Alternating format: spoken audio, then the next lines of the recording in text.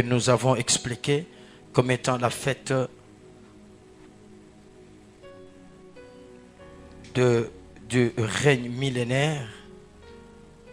Et Christ doit régner aujourd'hui sur nous afin que nous puissions régner avec lui dans le millénium. Lévitique chapitre 23, le verset 40. Nous prendrons un verset là-bas, 23, 40. Mais tu écris aussi Deutéronome 16, le verset 13 à 15.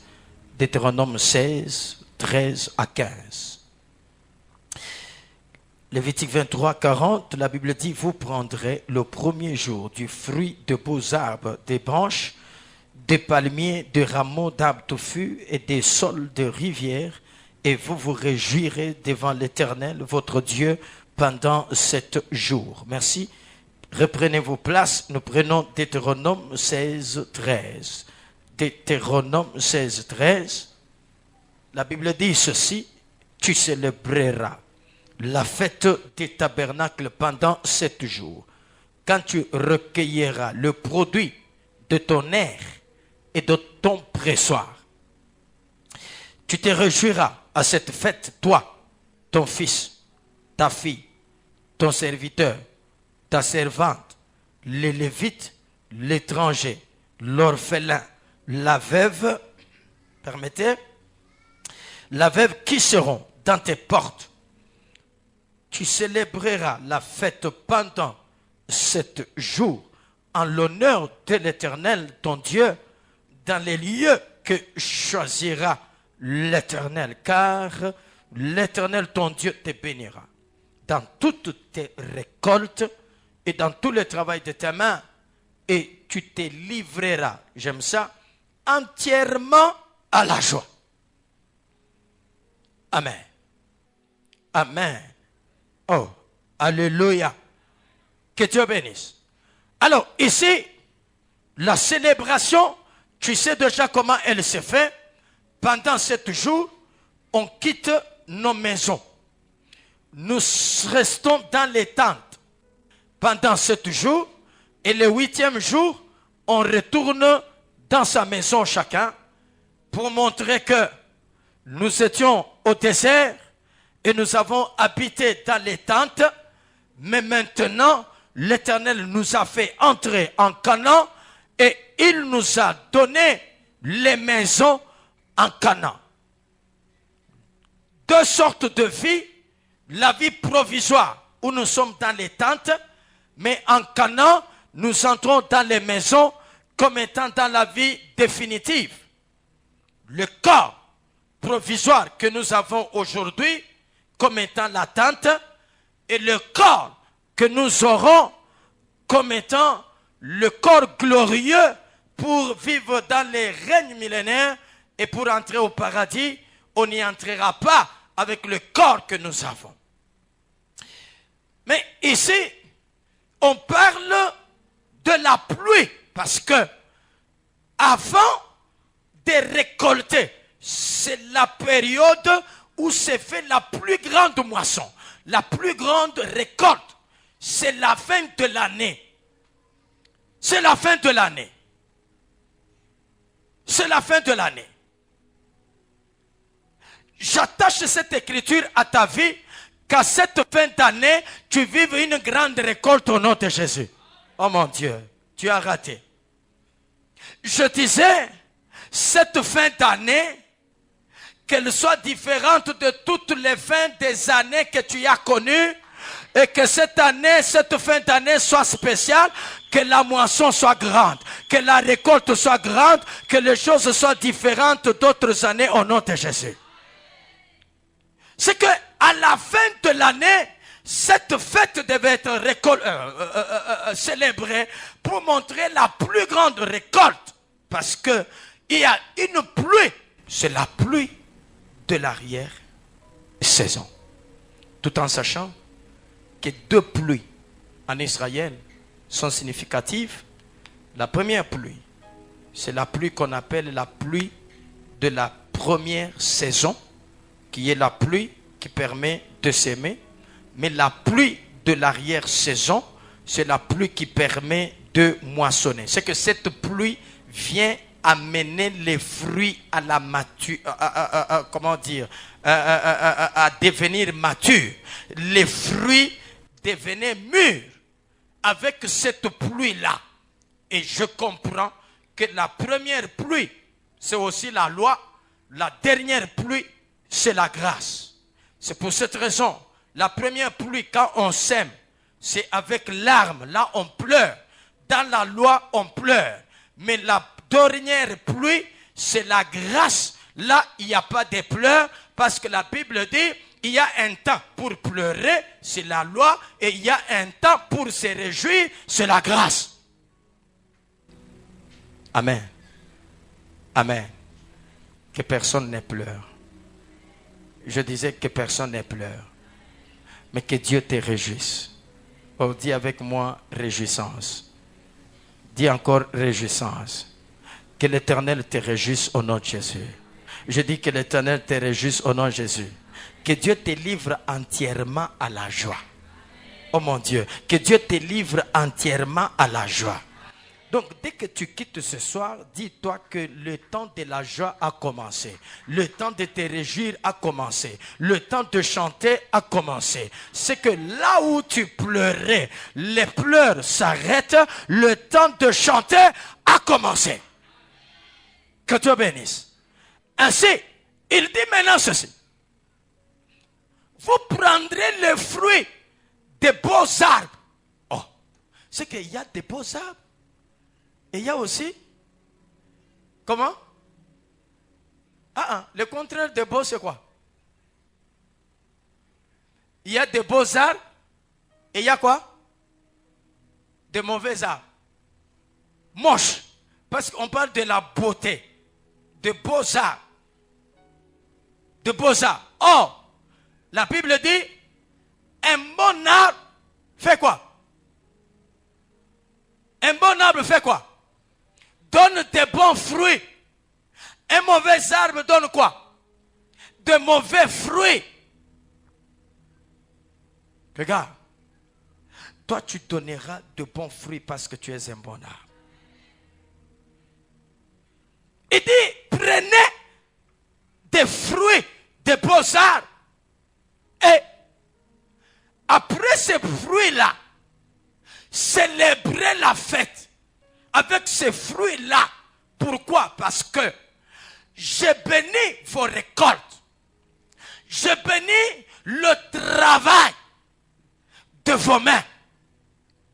Et puis, ce qui m'intéresse encore, il dit, dans vos récoltes-là, vous aurez les produits de l'air et du pressoir.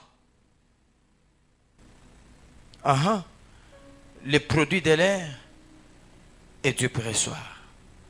Mais maintenant, écoute, si nous disons que la fête des tabernacles, c'est la fête du règne millénaire. C'est régner avec Jésus dans son royaume. Mais quand il dit, prenez les fruits des beaux arbres, prenez les fruits des beaux arbres, ce fruit-là symbolise quoi? Ce fruit symbolise la récompense des saints. Parce que les saints seront récompensés. Est-ce qu'il y a un saint ici? Est-ce qu'il y a un saint ici? Ah oui, il y en a qui ne sont pas. Que Dieu bénisse. Le saint est quiconque a accepté Jésus comme qui? Seigneur et Sauveur. C'est un saint. Ah donc, les saints auront la récompense. Les saints auront la récompense. Tout ce que nous sommes en train de faire, en train de servir Dieu, c'est pour une récompense. C'est pour la récompense. C'est pour la récompense. 1 Corinthiens chapitre 3, le verset 8, 14 et 15. 1 Corinthiens 3, 8, 14, 15. La Bible dit ceci. Celui qui plante et celui qui arrose, ils sont comment? Ils sont comment? Égaux. Éteignez-moi, s'il vous plaît. Ils sont égaux. Et chacun fera quoi? Recevra quoi? Sa propre récompense. Mais de quoi l'apôtre parle? Il parle du service qu'il fait dans le Seigneur. Il dit ceci: j'ai posé les fondements comme un sage architecte. Maintenant, chacun vient, il construira dessus. Ça signifie, lui nous a donné la doctrine ou l'enseignement reçu de Jésus. Et chaque fois que moi je prêche, je suis en train de construire aussi dessus. Chaque fois que tu évangélises, chaque fois que tu donnes ton argent, chaque fois que tu balayes dans l'église, chaque fois que tu modères avec énergie, comme Philibert vient de le faire ce soir, c'est que il est en train de planter, il est en train d'arroser. Et lui dit ceci: celui qui plante et celui qui arrose, ils sont égaux. Et chacun recevra sa récompense. Je suis convaincu que les récompenses seront différentes. Amen. Et le verset 14 dit: la récompense selon son propre travail. Si l'œuvre bâtie par quelqu'un sur le fondement subsiste, ça signifie continue, il recevra une récompense. Oh, c'est pourquoi il faut servir Dieu. Il y a des gens qui pensent que sur la terre, tout ce que nous pouvons faire, c'est nous réjouir sur la terre, chercher l'argent sur la terre, et puis c'est tout. Non! Non. Non. Pose la question à Marcelo, il va te dire qu'il a bien compris maintenant la notion de vanité. Quand sa femme est décédée, il le dit. Il les prêche. Il les prêche. Il dit: quand je vois les maisons qu'elle a laissées, aucune maison ne l'a accompagnée. Quand je vois les sacs de marque qu'elle a laissés, aucun sac ne l'a accompagnée. On a mis sur elle un vêtement qu'elle n'avait jamais mis, un autre que tous les autres vêtements qu'elle avait. Ça signifie que sur la terre, il y a des choses importantes, mais il y a aussi des choses plus importantes. Chercher l'argent, c'est important, mais servir Dieu, c'est plus important. Que Dieu bénisse. Ah, il dit: si l'œuvre de chacun subsiste, c'est que le travail de chacun, c'est une sémence qui te donnera la récompense comme étant le fruit des beaux-arts que tu auras. Et le verset 15, si l'œuvre de quelqu'un est consumée, il perdra sa récompense. Regarde, tu peux être sauvé mais sans récompense. Il y a des gens qui disent: oui, l'essentiel est d'être sauvé. Attention, c'est comme aujourd'hui tu dis: même si je n'ai pas l'argent, l'essentiel c'est de vivre. Même si je n'ai pas de maison, l'essentiel c'est de vivre. Mais il y en a qui ont et la vie, et des grandes maisons, et de l'argent, et des véhicules, et de ceci et cela. Ils ont ce dont ils ont besoin. Ils ont toutes ces choses-là, mais tout en étant dans cette vie. Ça signifie, même si tu es sauvé, la récompense est importante. Que Dieu bénisse. Il dit ceci: si l'œuvre de quelqu'un est consumée, il perdra sa récompense. Pour lui, il sera sauvé, mais comme au travers de quoi? Du feu. Oh. Oh. Mais il a commencez par celui qui plante et celui qui arrose. Ils sont égaux, mais le travail de chacun lui donnera la récompense selon ce qu'il aura fait. Et cette récompense, c'est quoi? C'est le fruit des beaux-arts. Les fruits des beaux-arts avec lesquels on doit célébrer la fête des tabernacles. La fête des tabernacles. 2 Jean, chapitre 1, le verset 8e. 2 Jean, chapitre 1, le verset 8e. Un peu rapidement. Merci.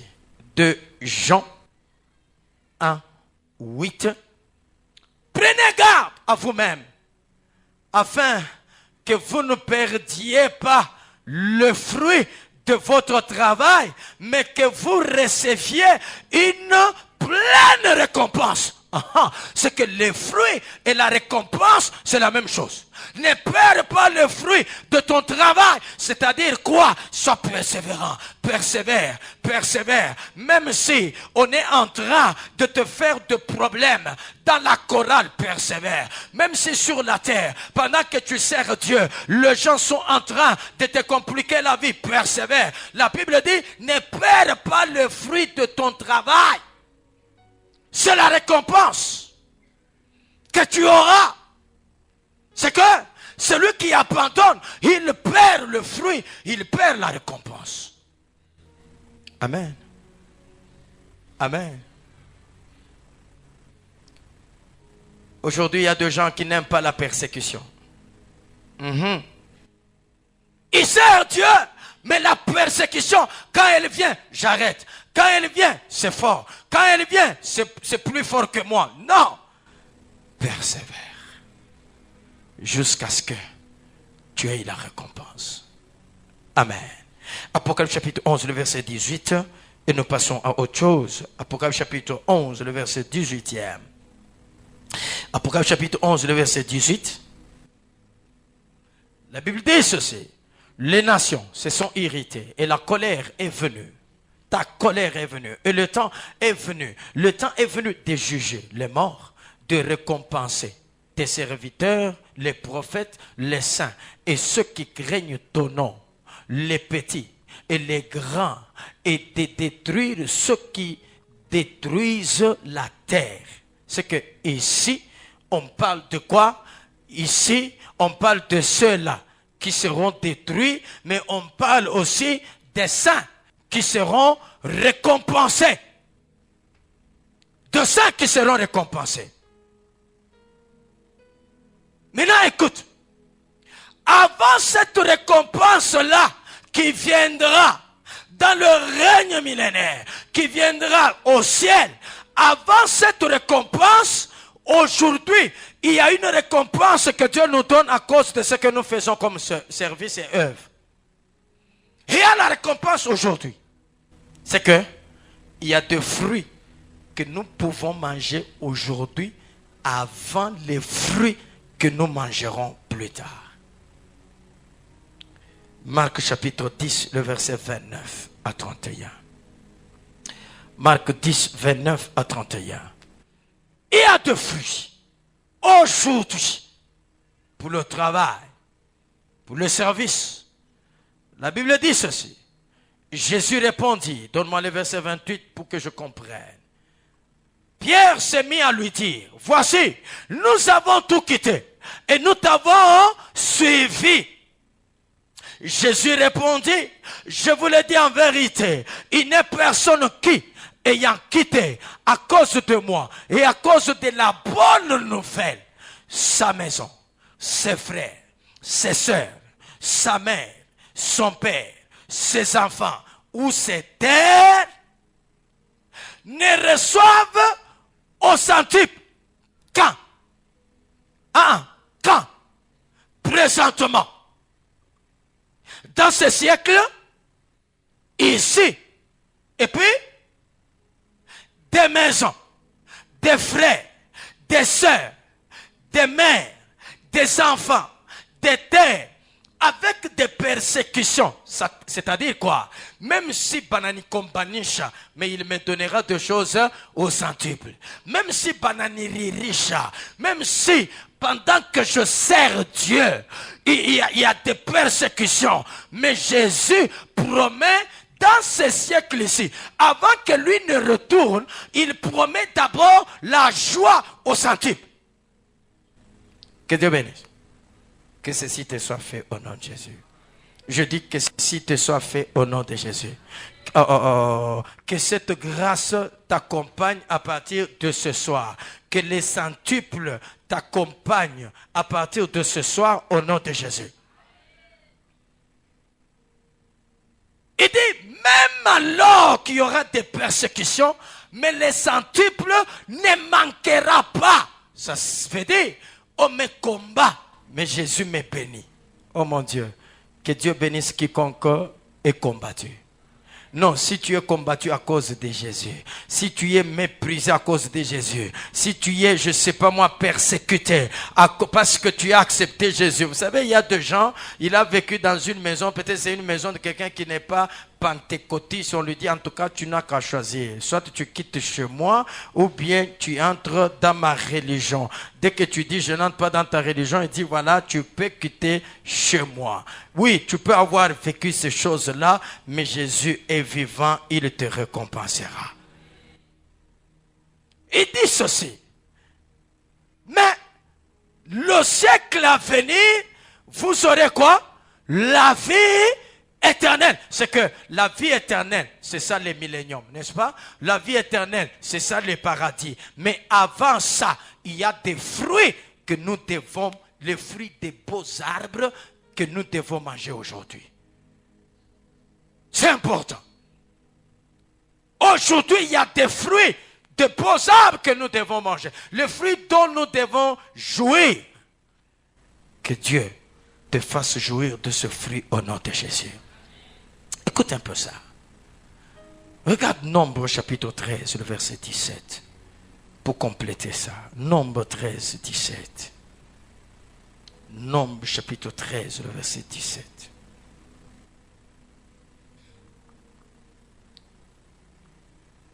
Moïse les envoya pour explorer le pays de Canaan. Il leur dit, montez ici, par les Médis, et vous monterez sur la montagne. Vous verrez le pays, ce qu'il est, et les peuples qui l'habitent, s'il est fort ou faible, s'il est en petit ou en grand nombre. Ce qu'est le pays où il habite, s'il est bon ou mauvais, ce que sont les villes où il habite, si elles sont ouvertes ou fortifiées.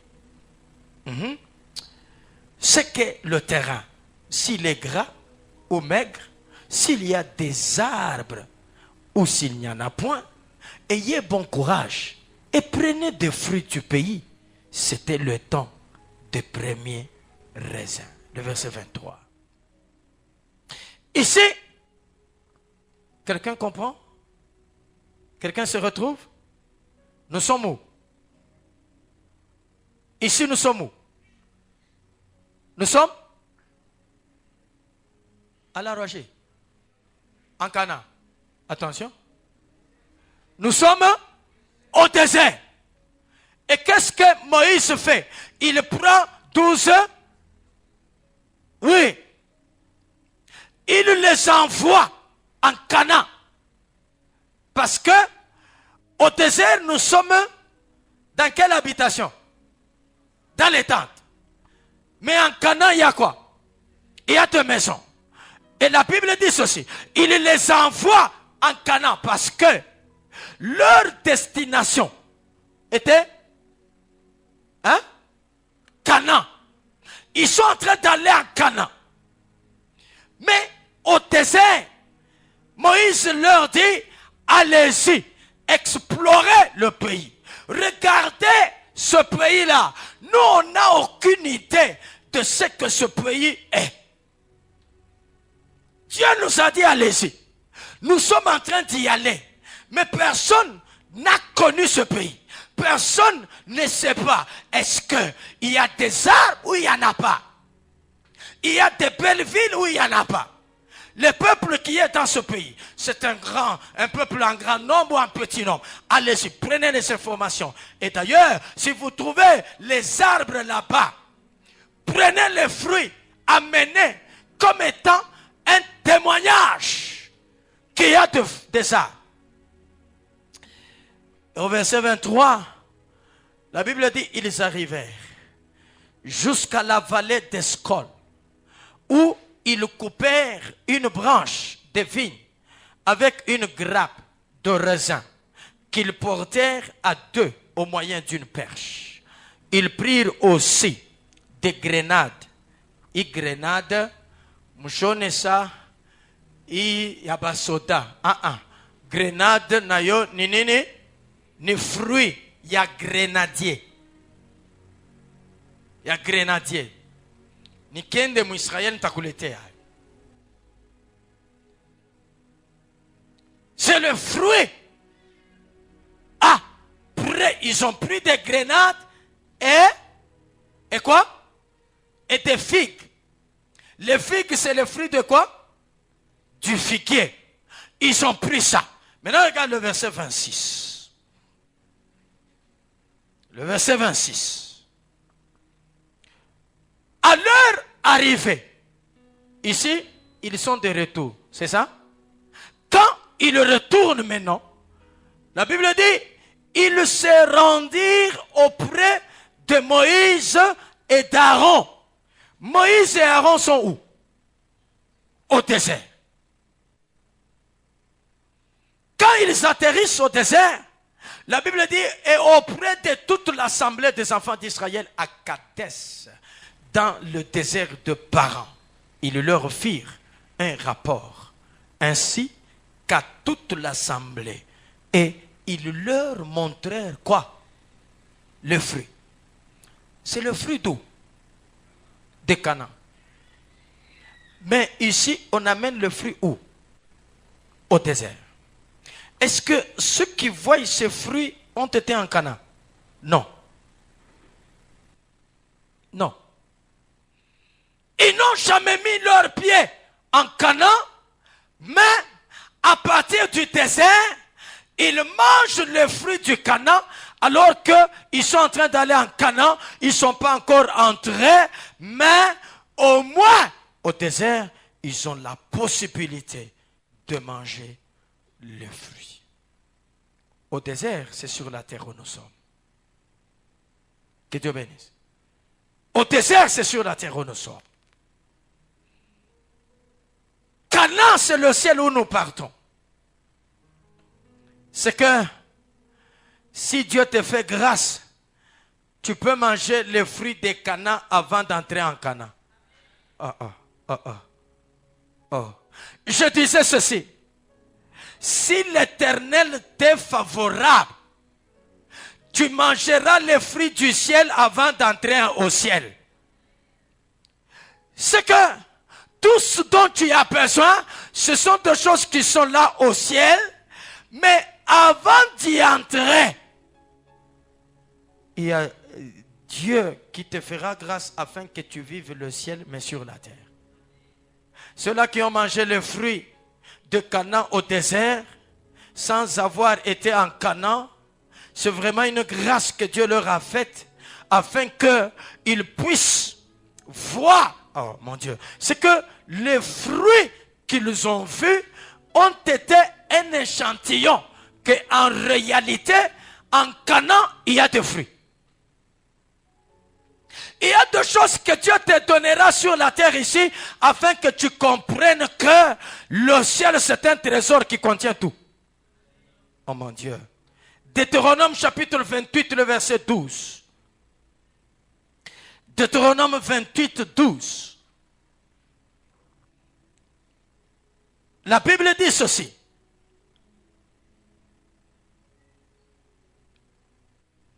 L'Éternel t'ouvrira son bon trésor. C'est quoi ce trésor? Le ciel. C'est que le ciel, c'est un trésor. Mais dès que l'Éternel t'ouvre ce bon trésor, Il y a maintenant deux choses qu'il doit te donner. Ces choses sont, il t'envoie la pluie en son temps pour bénir tout le travail de tes mains. Et tu prêteras à beaucoup de nations et tu n'emprunteras pas. Que Dieu bénisse. Oh, que Dieu bénisse. Je prie que Dieu te fasse manger les fruits de Canaan au désert. Je disais que Dieu te fasse manger les fruits de Canaan au désert. Non, que Dieu t'accorde le ciel sur la terre. Que Dieu te donne le fruit du ciel, mais pendant que tu es sur la terre. Donc, que Dieu, à partir de ce soir, qu'il ouvre son bon trésor. Si tu as besoin du mariage, qu'il te donne. Si tu as besoin du travail, qu'il te donne. Tu as besoin de l'argent, qu'il te donne. Tu as besoin de la bonne santé, qu'il te donne. Tu as besoin de la joie, qu'il te donne. Tu as besoin de la paix, qu'il te donne. Tu as besoin de voyager, qu'il te donne. Tu as besoin d'enfanter, qu'il te donne. Tu as besoin. Je parle à celui qui a besoin de quelque chose. Si tu as besoin de quelque chose, que les bons trésors s'ouvrent. Que les bons trésors s'ouvrent. Je dis que les bons trésors s'ouvrent. Que les bons trésors s'ouvrent. Que les bons trésors s'ouvrent. Que les bons trésors s'ouvrent. Que les bons trésors s'ouvrent. Que Dieu te donne le fruit. Que Dieu te donne le fruit. Que Dieu te donne le fruit. On ne se réjouit pas sans les fruits. Pour se réjouir, il faut les fruits. Il a dit, prenez les fruits et livrez-vous. Comment? Comment? Livrez-vous comment? Totalement, complètement à la joie. C'est que lorsqu'il y a le fruit, on peut se réjouir. Que Dieu t'accorde le fruit afin que tu te réjouisses. Alors, que le mois d'août ici, que le fruit commence dans ta vie au nom de Jésus. Que le mois de septembre, les fruits viennent. Que le mois d'octobre, les fruits viennent. Que le mois de novembre, les fruits viennent. Que le mois de décembre, les fruits viennent. Qu'à partir de ce soir, que la récolte commence. Que la moisson commence. Que Dieu te fasse du bien. Que Dieu te réjouisse. Il a dit jusqu'à maintenant, vous n'avez rien demandé à mon nom. Demandez afin que votre joie soit comment? Parfaite. Je prie qu'il te donne les fruits qui réjouiront ton cœur au nom de Jésus. Que Dieu te donne les fruits qui réjouiront ton cœur au nom de Jésus. À partir de ce soir, que ce qui ne marchait pas marche, ce sont les fruits. Que ce que tu n'avais pas, que tu le trouves, ce sont les fruits. Que Dieu t'accorde le fruit en sa saison au nom puissant de Jésus. Amen. C'est que c'est possible que pendant que j'attends le ciel, que je mange ce qui est au ciel sur la terre. Avant de régner avec Jésus dans le millénium, je peux régner aujourd'hui. Amen. Alléluia. Oh, que Dieu te fasse régner au nom de Jésus. Je disais que Dieu te fasse régner au nom de Jésus. Alors tu régneras sur les maladies. Non, je disais tu régneras sur la pauvreté. Tu régneras sur la médiocrité. Tu régneras sur la bassesse. C'est toi qui seras au-dessus parce qu'il y a deux choses qui doivent tomber afin que toi tu sois au-dessus, car tu as été créé pour célébrer la fête des tabernacles. C'est la fête de la réjouissance. Lorsqu'on se réjouit, on est en train de régner avec le roi, mais avant ce temps-là, aujourd'hui, il peut te faire régner. Que Dieu bénisse. Oh, que Dieu bénisse. C'est que les fruits sont possibles aujourd'hui. Et il dit, je bénirai le travail de tes mains. C'est que tout ce que mes mains touchent, Dieu fait quoi? Quand mes mains touchent, Dieu fait quoi? Il bénit. Il bénit. Oh, il y a quelqu'un qui m'a donné un témoignage hier qui m'a dit, papa, tu avais prié pour moi, tu as dit ceci.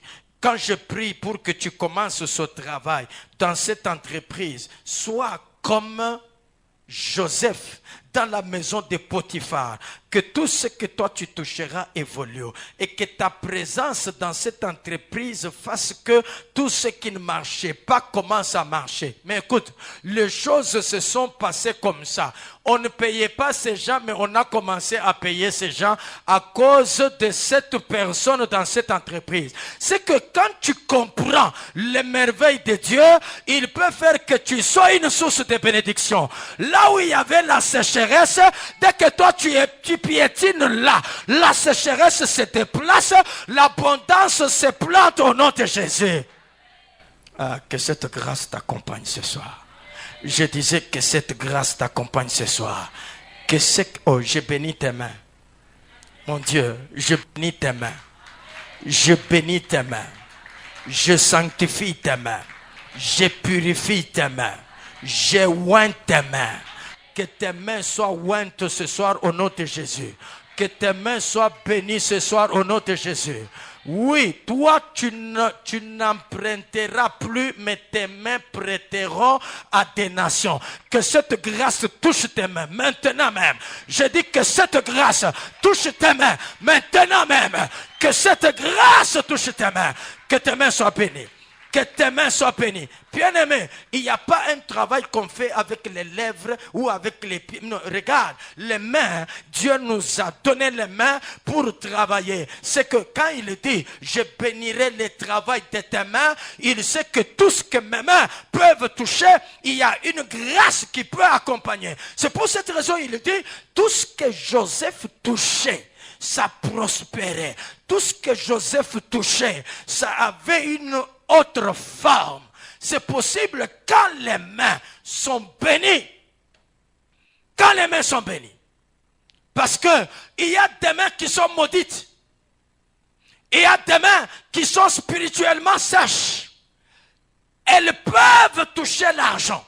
Des sommes et des sommes. Mais le lendemain, quand tu le regardes, c'est comme si il n'a jamais touché l'argent. Il y a des gens qui sont comme ça. Il a déjà touché des grosses sommes d'argent. Mais quand tu le regardes aujourd'hui, peut-être pas qu'un fauteuil, il a réussi quand Dieu t'a connu, qu'il a un franc. Il y a des gens comme ça. Pourquoi? Parce que ses mains ont des problèmes. À partir de ce soir, que tes mains soient délivrées de tout problème de sécheresse au nom puissant de Jésus. Je le déclare encore, que tes mains soient délivrées de tout problème, de toute sécheresse, de toute complication, de tout blocage. Que ces mains-là soient délivrées au nom puissant de Jésus. Amen. Alléluia. Que tes mains soient bénies. Oh, que tes mains soient bénies. Non, que tes mains soient bénies. À partir de ce soir, tu me donneras raison. Il y a des choses que tes mains touchaient, ça fanait, mais maintenant, ça sera différent. Non, je dis, ça sera différent. Je sens la conviction qu'il y a des mains qui sont en train de recevoir une grâce et une délivrance ce soir. L'Éternel envoie sa parole afin de délivrer les mains qui avaient des problèmes. Oui, il y a déjà, même leur promotion est en train de compliquer ou était bloquée. Que la grâce se libère ce soir et que toi, que tes mains touche des grosses sommes d'argent. Que tes mains comptent l'argent jusqu'à se fatiguer. Que tes mains, oh mon Dieu, que tout ce que tes mains toucheront, non, que tout ce que tes mains toucheront évolue au nom puissant de Jésus. Que ces mains évoluent au nom puissant de Jésus. Que tes mains, parce que tes mains, ce sont les instruments de travail que Dieu t'a donné. Le travail de tes mains. Le travail de tes mains. Le travail de tes mains. C'est par là que nous commençons. Regarde. Sans que tu dois prendre ça avec beaucoup de sérieux. Tu dois prendre ça avec beaucoup de sérieux. Je veux que tu pries maintenant pour tes mains. Pour tes mains. Pour tes mains. Pour tes mains. La première prière. Que toute puissance de l'ennemi, toute force du diable qui combat tes mains, oh, que tes mains soient délivrées. Que tes mains soient libérées. Tu allumes le feu sur tes mains pour faire tomber tout ce qui combat ces mains-là. Est-ce que quelqu'un a commencé à prier? Oh mon Dieu, est-ce que tu as commencé à prier? Est-ce que tu as commencé à prier?